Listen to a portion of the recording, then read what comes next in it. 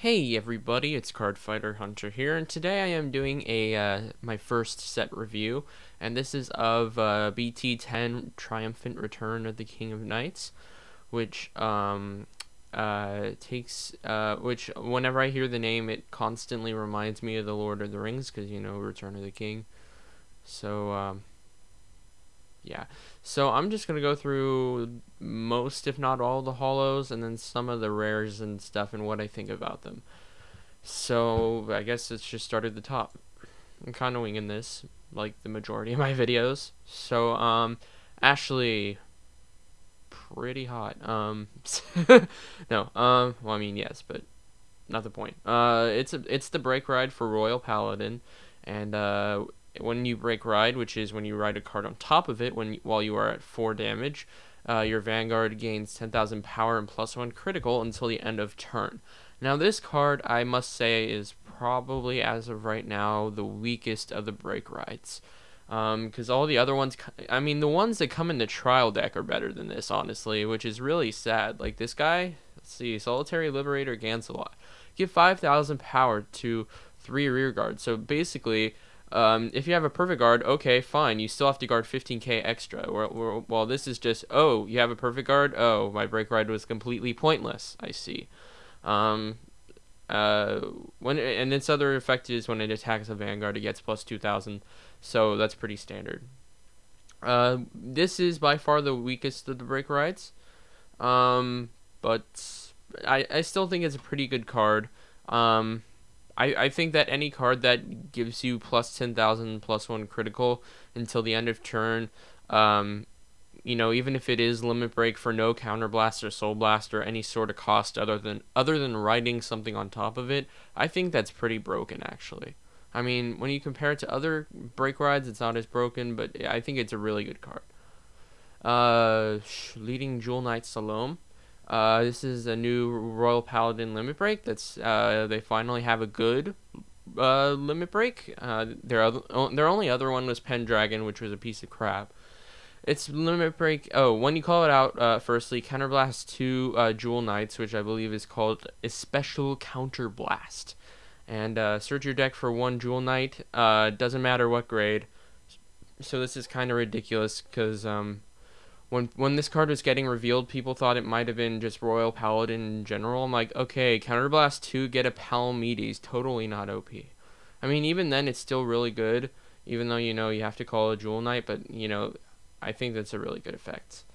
Its limit break is when you have 4 or if you have 4 or more rearguard Jewel Knights, that gains 2,000 power +1 critical when it attacks. So, you know, of course, not as good as MLB, which is why they restricted it and then made this, you know, but, you know, what is, I guess, for Royal Paladin. Alright, Liberator of the Round Table Alfred. This is going to be fun. Okay, I'm just going to say what I think about this right now. This card is a broken piece of crap. People are like, oh, but Liberators are so vanilla. It's like, why? It's so bad. Okay, limit break gains 2,000 power for each of your Royal or for each of your Liberator rear guards, at limit break. So basically, if you have a full field at limit break, it's going to be swinging for 21 by itself, plus boost. So with Olu behind it, at limit break, it's going to be swinging for 31 every turn. No, that's totally not broken, right? It's just so vanilla, you know? I mean, how can Liberators be broken? I don't know what you're talking about. And yeah, to top it all off, it's counterblast, special counterblast. Look at the top card of your deck and call it. So basically, Ezreal effect, except it doesn't gain the power, which is good because this card is broken enough as it is. So basically, this card's going to take like 3 to 4 cards out of your hand every turn until you finish them off or until they finish you off. So, you know, better hope you have a perfect guard in hand or you're going to be in for a rough time. I think that Liberators, I think this card is OP enough. With break rides and everything, it's, I dare say it's the best deck in the Japanese meta, even over cross rides, because this deck is stupid. Alright. Oracle Queen Himiko. This is the break ride for a new clan called Genesis, which are kind of like carbon copies of Oracle think tanks, except they rely on soul sorry, thinking. Instead of sorry. Okay, kind of space there. Instead of counterblast like Oracle think tank does. So this one is when it attacks a Vanguard, Soul Charge one card, and it gains 1,000 power until the end of that battle. So it makes it's basically a 12k attacker, and you Soul Charge one, which is what the deck is all about. So that's good. You know, counterblast free, Soul Charge, pretty darn good. And its break ride is when you break ride, choose 2 of your Royal Paladin, or choose 2 of your Genesis rear guards, and they gain 5,000 power each until end of turn, and gains 10,000 power, pretty standard of course. And Soul Blast 3 when it attacks a Vanguard, not when its attack hits a Vanguard, but when it attacks a Vanguard. Soul Blast 3, draw a card. Pretty good, pretty OP, I think. I mean, I think that the majority of the things in this set are OP. I'm just saying that. There are some things that are a bit underwhelming, like some of the Royal Paladin stuff.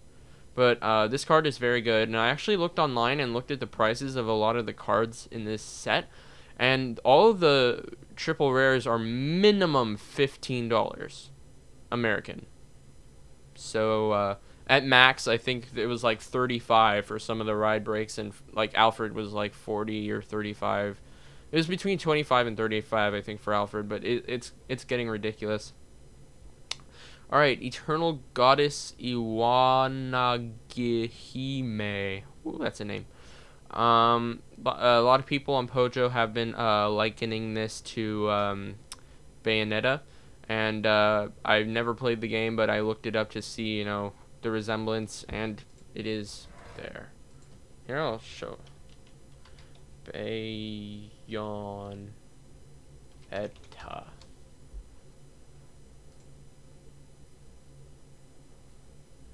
Oops.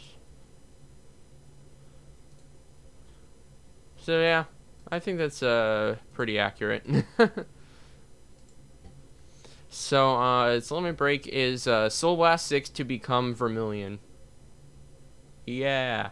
So Soul Blast 6, retire all of your opponent's front row rear guards.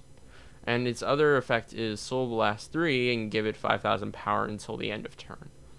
So it's a very, very solid card, and I love the artwork, and I love the rarity pattern, even though, you know, it's from EBO1, and I guess now they ran out of rarity patterns, so they're recycling them now, but whatever. At least they're changing them up, and so instead of having them all the same, still, you know, recycling some, instead of just sticking with one, I guess. Okay, Eradicator, Dragonic Descendants, fun card. When this card comes out in English, I will probably run it, because by then it's almost guaranteed that Dragonic Overlord the End will be banned.